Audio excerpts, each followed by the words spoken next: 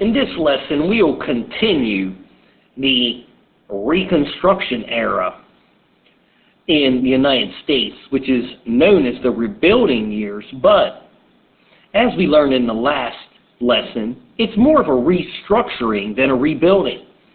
All of the destruction in the South was not to be addressed by the federal government. Instead, it was to be the job of the individuals, the state, and local governments.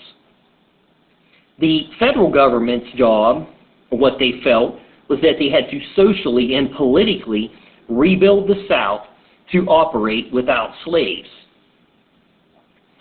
So Reconstruction was almost like a cruel joke. There was nothing going to be fixed. These holes weren't going to be patched up by the federal government. That was up to individuals and the local and state governments.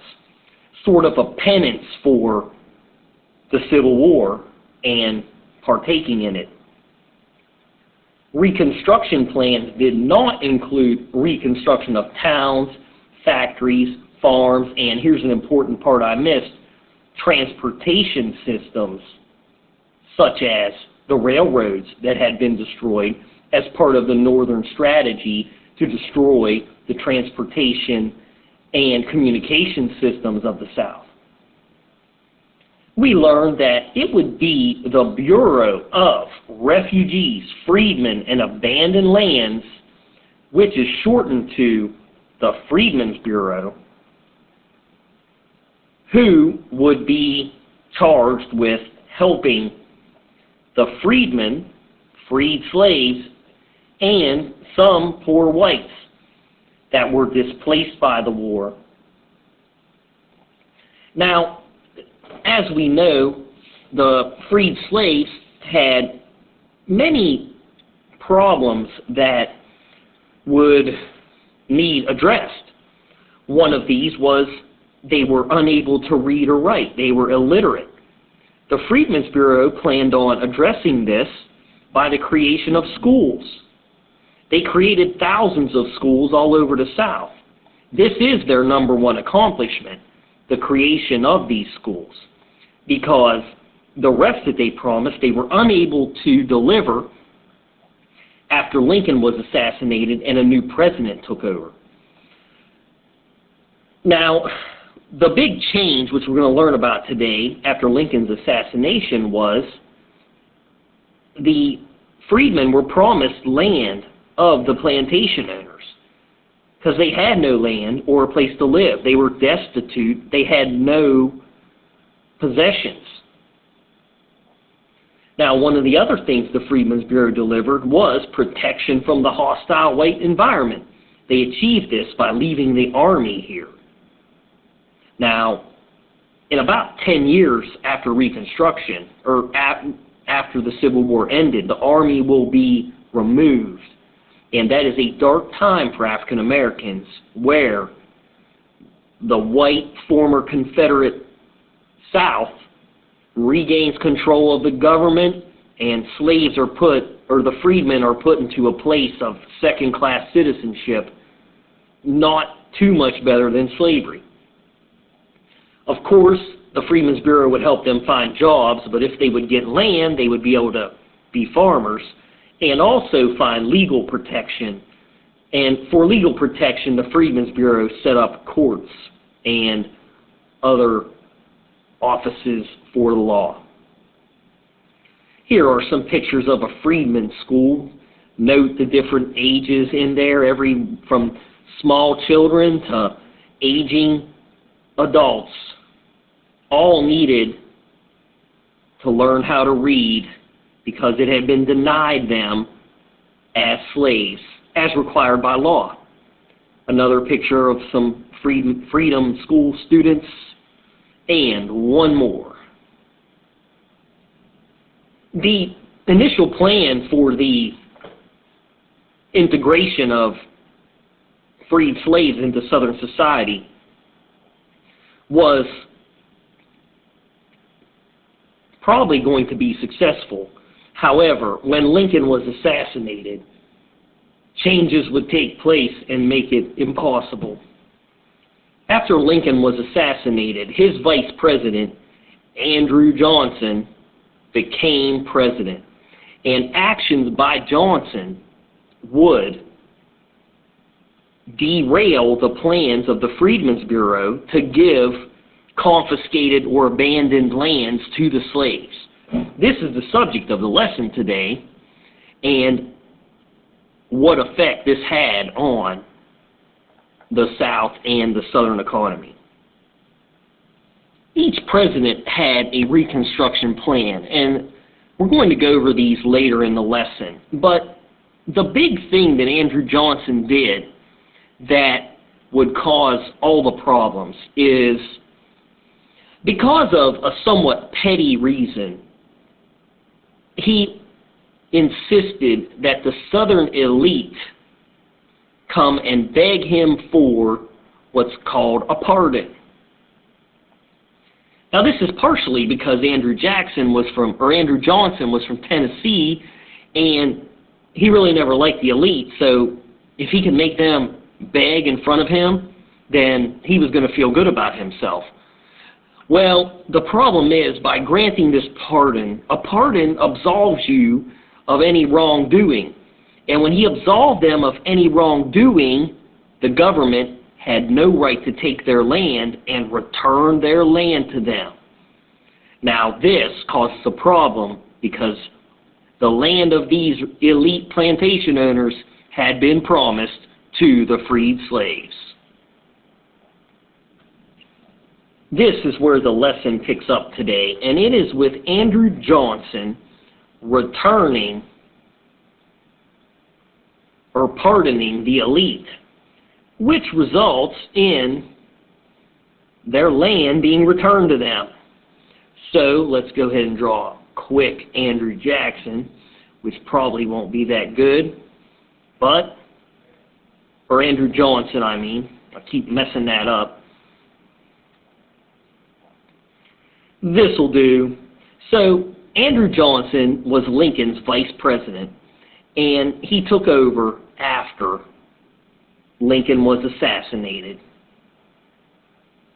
And his action of pardoning the elite would throw the whole Freedmen's Bureau plan on its side. So, pretty much it went like this. Here's Andrew Johnson, not my best, but Andrew Johnson pardons the elite, gives back their deeds to their land, if they were ever taken,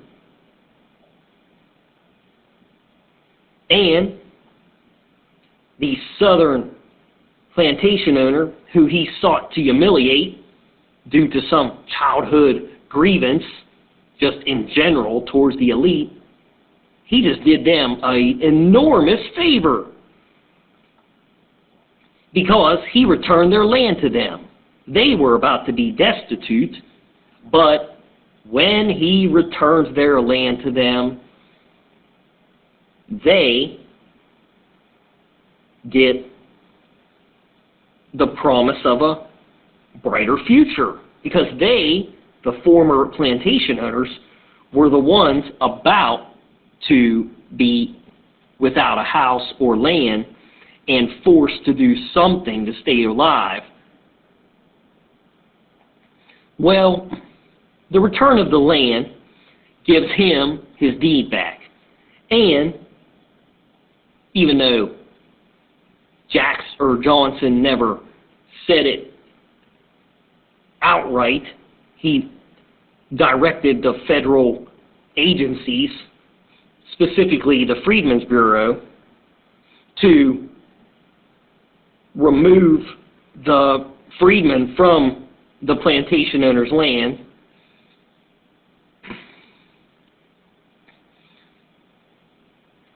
And I named this guy Mr. Headright, my usual, because the Headright system led to the establishment of large plantations. And the freed family up here, hey y'all, get off his land. And the freed family's like, but Lincoln and the Freedmen's Bureau said it was ours. The Freedmen's Bureau goes, yeah, that was our mistake. We need it back. They're like, you need it back? He's like, yeah, Andrew Jackson pardoned him, or Andrew Johnson pardoned him. They go, yeah, I did. And by pardoning him, that meant that I have absolved him of any wrongdoing, and the government can't take anybody's property. The Constitution says we have the right to property, so if I said he did nothing wrong, we can't take his property. So, as you can guess, the freed family wasn't too happy about this, but felt helpless. So, the freed family,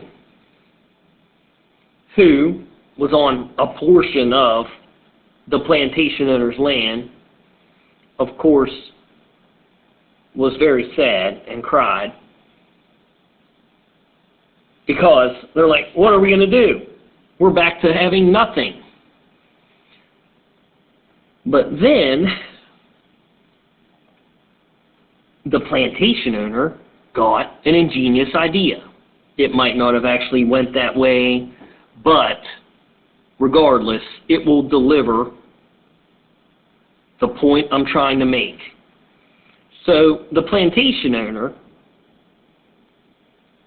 as the freed family was packing up, started thinking. And he said,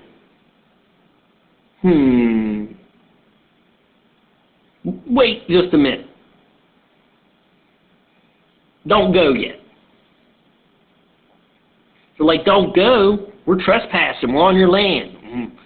Thanks, President Johnson, for pardoning you, but regardless, we don't break the law. He said, yeah, but I got a problem. I had all these land, I had slaves, and that's how I made my money. I don't have any slaves anymore, so I need workers still. Said, yeah, and we need a job. So, well, maybe we can come to some sort of arrangement. He's like, I don't have any money because I'm broke, like y'all, but I have land. And how about you live here and work for me?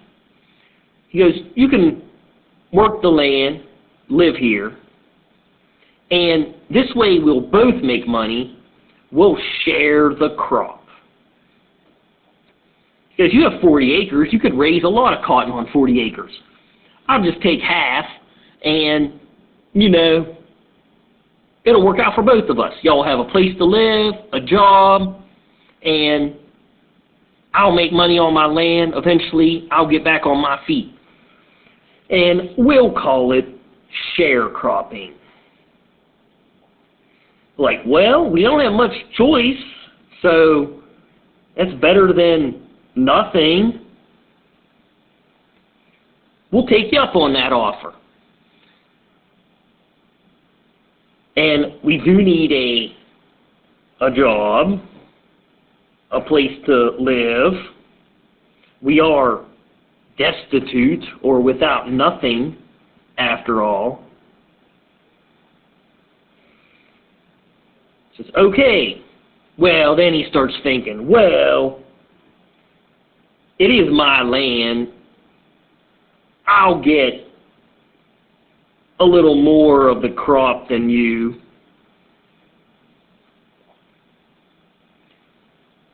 And it sounds like a fair deal, but as we'll see, it's not a fair deal.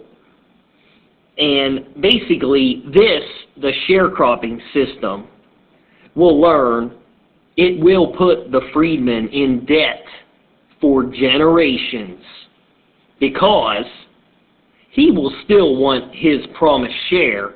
And some years are bad, and there's bad harvests, and the sharecropper doesn't want to hear that. He still takes his share, and if they don't deliver, he makes them pay him back when he does, and eventually they get in a cycle of debt where they cannot pay him back. So it's known as generational poverty or debt, they'll remain destitute for generations. But it's better than nothing. Another economic term that I'm supposed to teach you is mired, which is to like be stuck in the mud. They are mired in economic dependence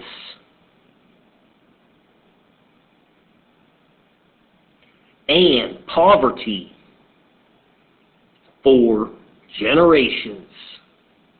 We are most likely going to do a sharecropping activity, and you'll see just how this works and why sharecropping, which would become the new labor source in the South, this would be the new thing.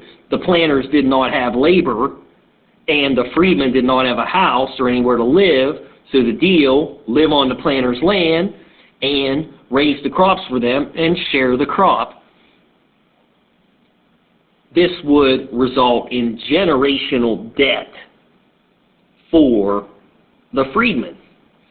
Well, after this was all done, the Freedmen's Bureau is reflecting upon their job. And they said, well, we didn't do perfect, but we did make all of those schools. And further, they said, hey, this sharecropping thing isn't a bad idea. It solves all of the problems that needed solved. Sure, it mires or sticks into like your feet in the mud. Freedmen and landless poor whites for generations. In other words, the dad's pouring in debt, the son's pouring in debt, or the children, the grandchildren, the great-grandchildren. This pretty much solidifies their position, their economic position as poor and in debt. But it solved all the problems needed solved, at least simply. So sharecropping it is. Sharecropping becomes like the new slavery, minus the property aspect. But still, freedmen and landless poor whites are going to be mired to the land or stuck to it because they will eventually fall into such debt they cannot leave. They have no choice but to stay. Let's look at what the PowerPoint says. So, as was repeated many times, the Bureau was forced to take back lands that was promised to freedmen when President Johnson pardoned the white owners and returned their property to them. Congress would not pass legislation granting lands to freedmen because they respected the constitutional rights of Southern whites to their landed property. When they were criminals and traitors, they did not have to adhere to this, but Johnson's pardon removed that tag on them. They were no longer criminals if they were pardoned. The great majority of African Americans did not receive land that would have given them their economic independence. The Freedmen's Bureau helped African Americans establish the sharecropping relationship with the workerless plantation owner. This mired or, stuck like a foot in the mud, stuck these African Americans and landless poor whites in economic dependence and generational poverty. Sharecropping did help play a role in the economic reconstruction of South Carolina. As was said before, the most important contribution of the Freedmen's Bureau was the establishment of over 1,000 schools throughout the South. In the next lesson, we will learn about the actual piece of legislation that freed the slaves, made them equal citizens, which would undo the Dred Scott decision, which said they were property, and eventually even gives the male slaves the right to vote. These amendments are the 13th, 14th, and 15th. 13th being the amendment that guaranteed freedom. This would be what formally ended slavery in the United States. It would take the military to enforce this, as has been reinforced many times, but the 13th Amendment formally ended slavery, formally abolished slavery everywhere in the United States. It would be the military's enforcement of it that made it happen, though. Well, until then, thank you for listening. I hope you did well.